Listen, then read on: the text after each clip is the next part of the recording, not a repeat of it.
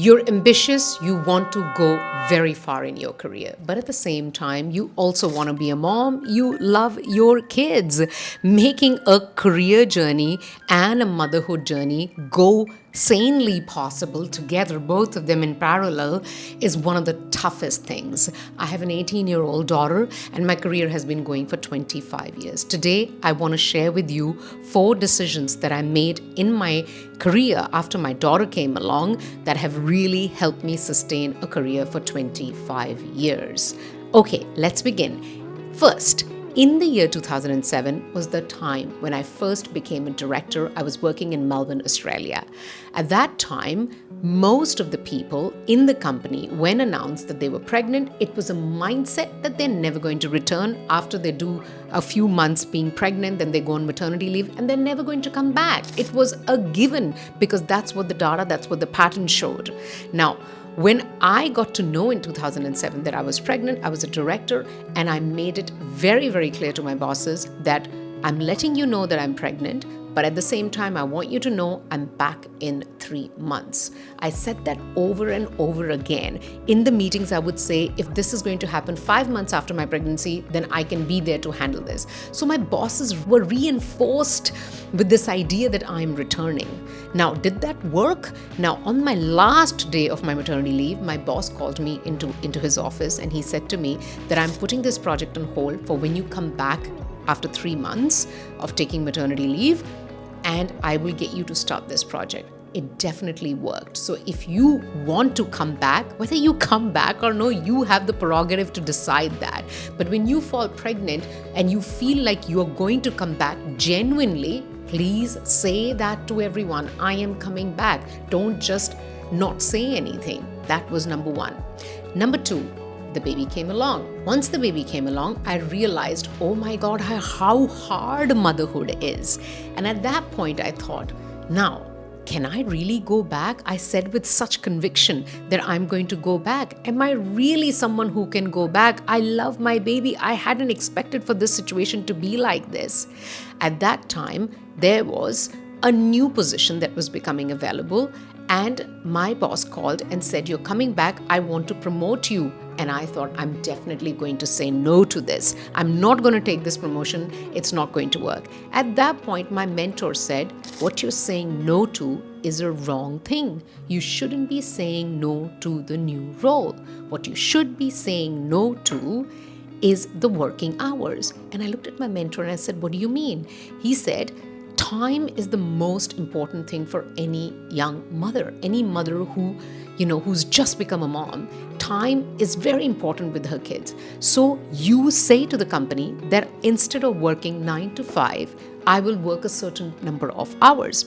I said to the company, I took his advice and I said to my boss, I will continue working, I'll take this promotion, but I will work from 7 to 3. Why 7 to 3? Because, the mornings were easier with the baby. I had someone who could look after her in the mornings. And then at 3 o'clock, I could come and still have time till later in the evening to be with her. Now, I managed that. The bosses said yes because they appreciated the value I brought into the business. I started working 7 to 3. There was no problem in the way that I worked. But I still felt like this was not enough. I wanted more time with the baby, but I also wanted to be very career focused. At that point, we decided to move to Singapore. When we moved to Singapore and I got a job with a new company, I negotiated right at the beginning that I will work 3 days from the office and 2 days from the home. Now, at that point, this is 2010. At that time, there was no such thing as remote work. But I just made that suggestion to the company. I said, you know what? I'm going to work 3 days from the office, 2 days from the home. If it doesn't work, you feel it's not working, you can let me know and we can relook into it. The company took a chance. I worked 3 days from the office, 2 days from home. I got to spend more time with the baby. Now, this was another place where I negotiated. So negotiate going into a new role and be so good at your role that they feel like you are better than anyone who comes to the office all the time.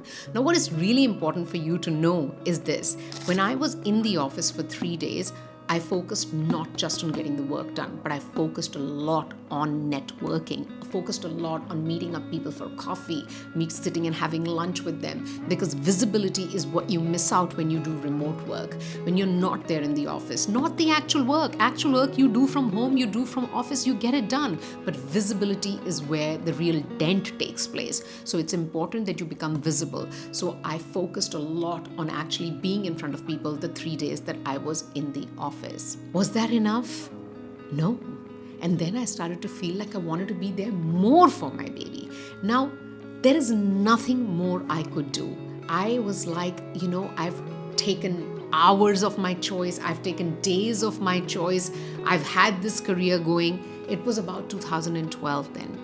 Then I decided that the only way to be in control of my time was to start my own business, which is what I did. It took me 2 years to transition from 2012. I had made the vision already. I continued working with other companies till 2014, and on the side started a small business.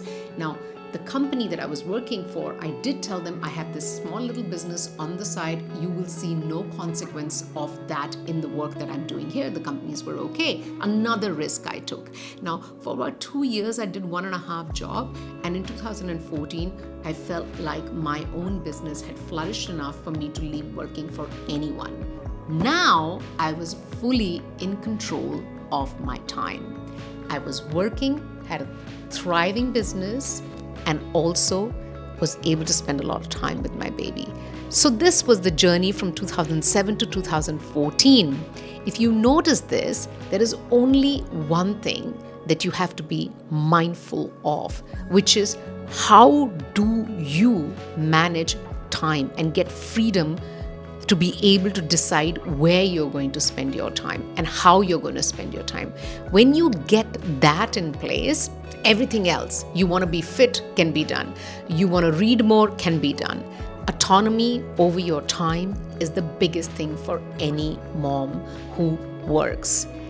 So I hope this gives you little insights into how to continue thriving in your career, but also have a very, very fulfilling motherhood journey. Stay storied, and I'll see you here for the next one.